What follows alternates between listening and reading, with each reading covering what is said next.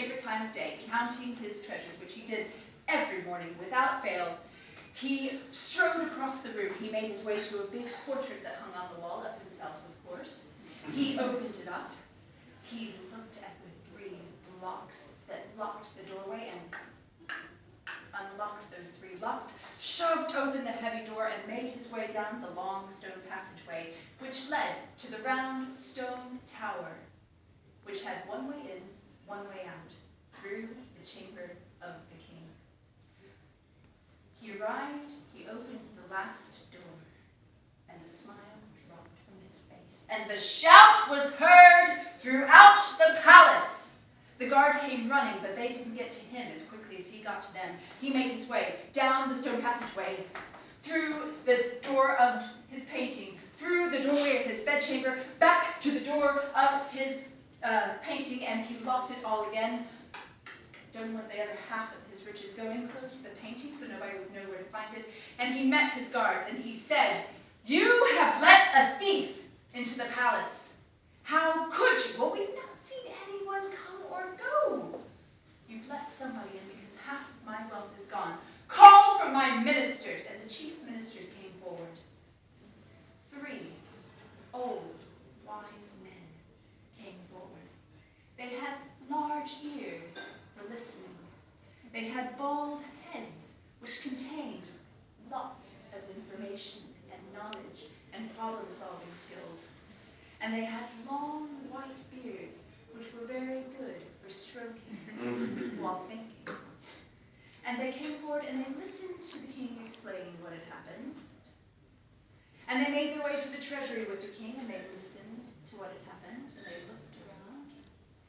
And they finally spoke, as if with one voice, and said, "Well, it seems that you have an unusual thief." "I knew it," said the king. "It must be the sly thief of Valenciennes."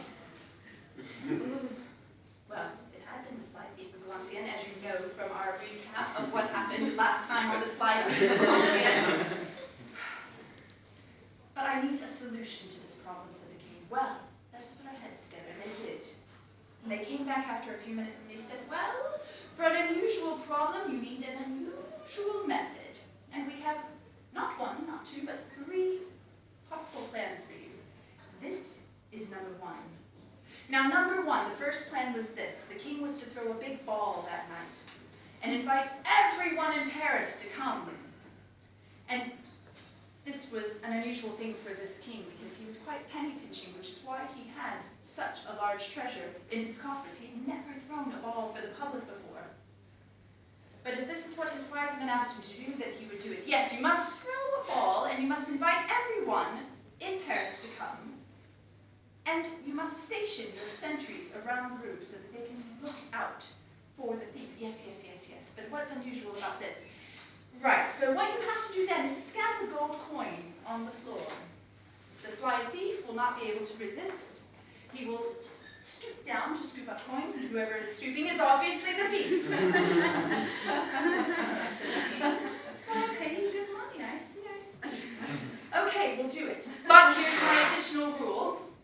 We're going to charge a ticket price. I've got to start building up my stash again. So a 10-florin ticket. Only the people who can afford 10 florins can come to my party.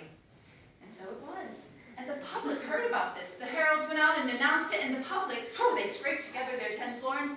This never happened. A ball at the palace, and a chance to glimpse the beautiful princess. What an opportunity. So they all came to the ball. Amongst them, of course, was the sly thief, the stonemason, the architect, as everyone else knew him.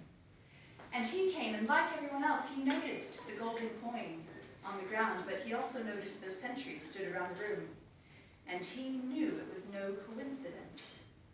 And so he stepped into a dark corner, reached into his pocket, pulled out a razor.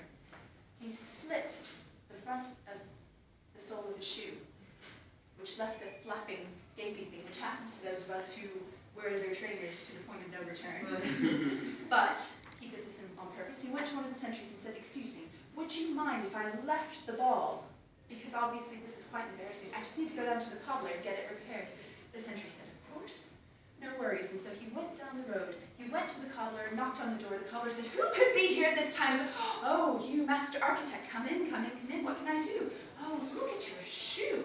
Yes, I believe I caught it on a nail." "Some nail," said the cobbler. "Yes, yes. Here's my shoe. Could you please fix it?" "Well, this will take a few days." "Yes, come back in a few days." "No, I need it tonight. You know the ball?" "Oh, yes, the ball." "Well, I guess what I could do is I could put a few stitches in it and put a bit of tar on it. That would do a quick fix. You bring it back tomorrow for a real fix." "Yes, yes, that would be great." The shoe was repaired.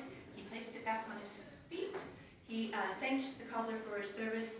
And as the cobbler was counting out his change, he took the pot of tar and put it into his pocket.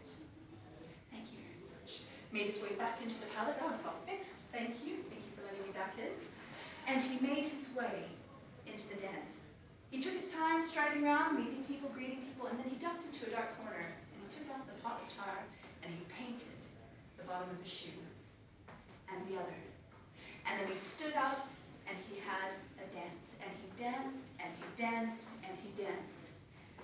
And then after he danced for a while, he went to a corner, and he plucked, and he plucked, and he pocketed, and he pocketed, and plucked, and pocketed, and plucked, and pocketed, and then repainted his shoes, and then danced, and then danced, and then danced, all night long, dancing, plucking, pocketing, painting. It was a good ritual, and at the end of the night, all of the gold coins had disappeared from the floor. The guests filed out, and the sentry's jaws dropped, and the king himself was flabbergasted and called for his wise ministers and said, "You idiots! Now I've lost even more of my treasure. Now whoever's out there is more rich than I am. What's the next plan?" And the three old wise men said, "Well, for an unusual thief, you need an unusual method. So we've got 2 more unusual plans. And to find out about those unusual plans, you need to come back to Story Jam on the 2nd of April."